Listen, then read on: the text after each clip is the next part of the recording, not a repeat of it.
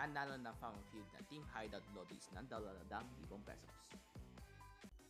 Family Feud, 5:40 p.m.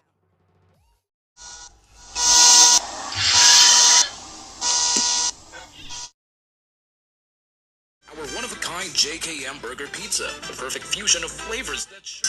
Nagmamano pa. That's okay.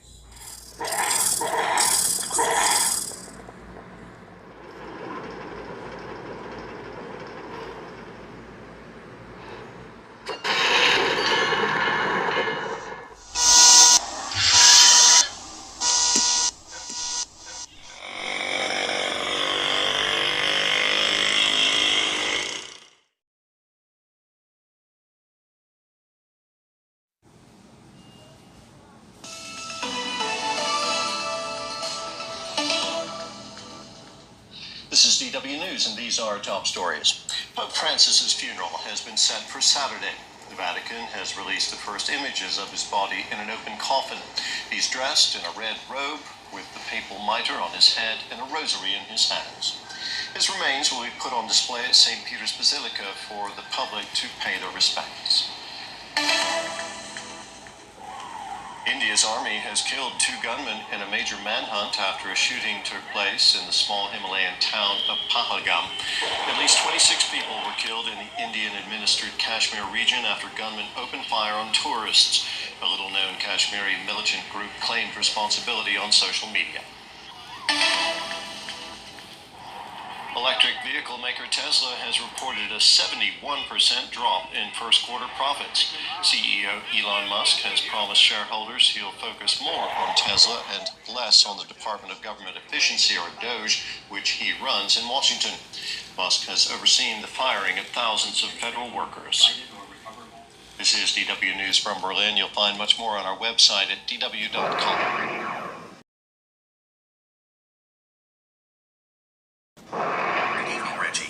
The time is 6:48 p.m. Today is Wednesday, April 23rd, 2025. It's 32 and partly cloudy there. Tonight, the forecast is for a high of 32 and a low of 27 and clear. Here's a joke to start your morning. Okay, here you go. I like to think I'm pretty down to earth because, well, gravity... There are 4 entries for today. Next up, you have dinner at 7:30 p.m. Here's the rest. No tasks for today. Google Gemini is now signing on. All programs telecast on this station have been approved by the Movie and Television Review and Classification Board. Have a great day. Here's the latest news. From DW News Brief at 4 p.m. today.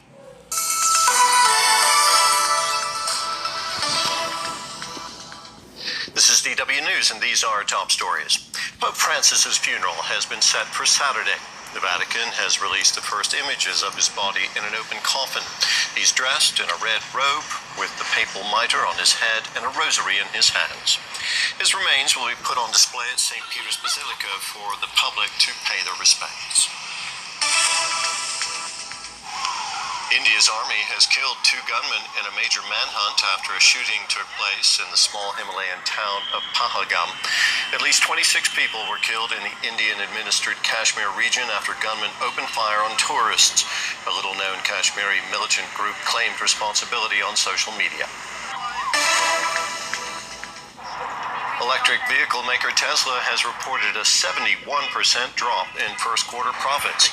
CEO Elon Musk has promised shareholders he'll focus more on Tesla and less on the Department of Government Efficiency, or DOGE, which he runs in Washington. Musk has overseen the firing of thousands of federal workers. This is DW News from Berlin. You'll find much more on our website at dw.com.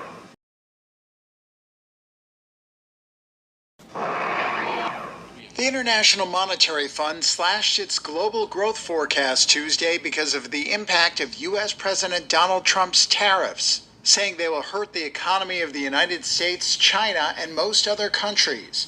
Pierre-Olivier Gorinches is the IMF's chief economist. Well, what we're seeing, of course, is a very significant impact of the new trade tensions between the U.S. and a number of other countries. We've seen a flurry of tariff announcements since the end of January, with countermeasures from some countries, and all of that is very heavily coloring our outlook for this year and next year. The IMF now sees global growth at 2.8% in 2025, down half a percentage point from its January forecast before Trump's sweeping tariffs. Its U.S. outlook for this year dropped nearly a full percentage point to 1.8%, and its forecast for China fell to 4% from 4.6% earlier in the year. It sees output near these levels in 2026. The IMF called the report a reference forecast based on developments through April 4th, citing the extreme complexity and fluidity of the current moment. Gorinches told reporters it was not forecasting a recession in the U.S., but the odds of a downturn had increased from about 25% to 37%. He said the IMF was now projecting U.S. headline inflation to reach 3% in 2025, 1 percentage point higher than it forecast in January due to tariffs and underlying strength in services. He said the combination of potentially...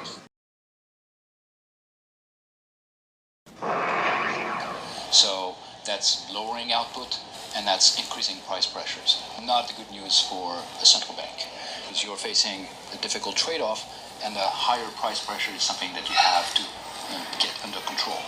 But there is also the increased uncertainty, and the increased uncertainty which is related to the fact that no one is able to tell where things will settle eventually. It means businesses are pausing investment or purchases, and that's weighing down on activity that could continue. Asked about the impact of any moves by the White House to remove Fed Chair Jerome Powell, Gorinches said it was absolutely critical that central banks were able to remain independent to maintain their credibility in addressing inflation.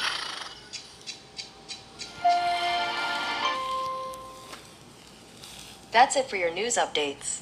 To see more stories, open Google News. Well, what we're seeing, of course, is a very significant impact of the new trade tensions between the U.S. and a number of other countries.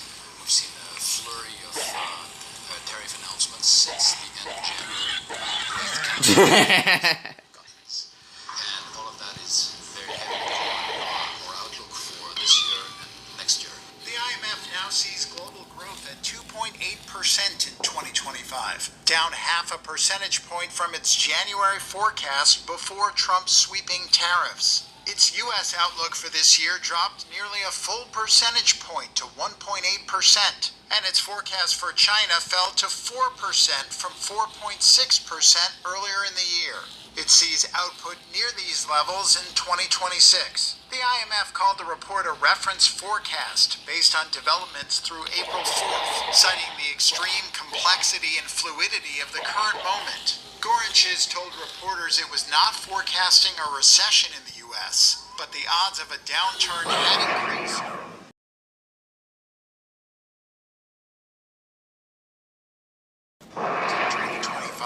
1 percentage point higher than it forecast in January due to tariffs and underlying strength in services. He said the combination of potentially slower growth and higher prices will create challenges for the Federal Reserve. What we see is in the U.S. is the tariffs acting as a supply shock. So that's lowering output and that's increasing price pressures. Not the good news for the central bank, because you're facing a difficult trade-off, and a higher price pressure is something that you have to get under control. But there is also the increased uncertainty, and the increased uncertainty which is related to the fact that no one is able to tell where things will settle eventually. It means businesses are pausing investment or purchases, and that's weighing down on activity that could continue. Asked about the impact of any moves by the White House to remove Fed Chair Jerome Powell, Gorinches said it was absolutely critical that central banks were able to remain independent to maintain their credibility in addressing inflation.